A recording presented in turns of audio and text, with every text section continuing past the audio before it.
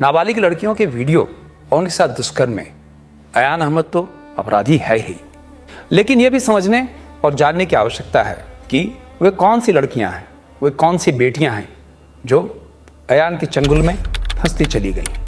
क्या उनमें पर्याप्त आत्मविश्वास था? क्या वे जानती थी कि कब ना कहना है? क्या उनके लिए आत्मसम्मान और उनके स्वयं का पहचान मूल्यवान वस्तुएं थीं? और क्या वे दबंग थीं? नहीं। तो वे कौन सी परिस्थितियां हैं जिसके कारण वे इन गुणों से वंचित रह गईं? जिन परिवारों में बार बार बच्चों की आलोचना होती है और दूसरे बच्चों से उनकी तुलना की जाती है, तो उनका आत्मविश्वास कमजोर होने लगता है। यदि माँ पिता का प्यार भी सशर्त हो कि तुम वो सफलता अर्जित कर लोगी या फिर वो पोजीशन ले आओगी तो तुम प्यारी बेटी होगी, तो यह धारणा बनने लगती है कि मेरा स्वयं के कारण कोई महत्व नहीं है, बल्कि उस सफलता के कारण और जो लोग उस सफलता को स्वीकार कर रहे हैं उस स्वीकृति के कारण।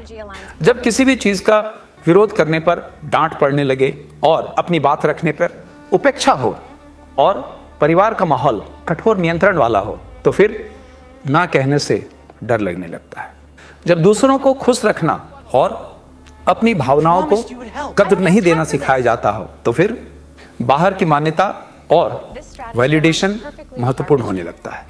जब बच्चा दूसरों के अनुसार जीने लगता है तो किशोर अवस्था में अपनी पहचान नहीं बन पाती है और वह पहचान अधूरी रह जाती है। जब माँ बाप जरूरत से ज़्यादा प्रोटेक्टिव हों और कुछ ज़्यादा ख्याल रखने लगे, एक खरोंच भी लग गया तो माँ रोने लगी, जब ऐसा होता है तो खतरे उठाने की क्षमता विकसित नहीं होती है और न ही स्वयं निर्णय लेने की क्षमता ही पनप पाती है।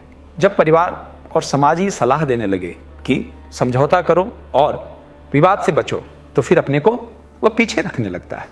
जब कैरियर से ही पहचान बनने लगे तो उसे लगता है हमारे स्वयं का कोई अस्तित्व नहीं, तो वह सहज ही समझौता करने लगता है।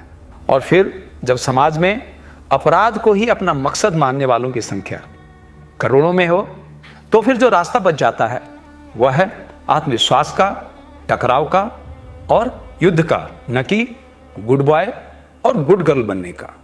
हमारी बातों से सहमत होने की कोई आवश्यकता नहीं है। समय आ गया है हर कोई अपना सच अपनी तरह से समझे और अपना सच आप कमेंट बॉक्स में जरूर लिखें।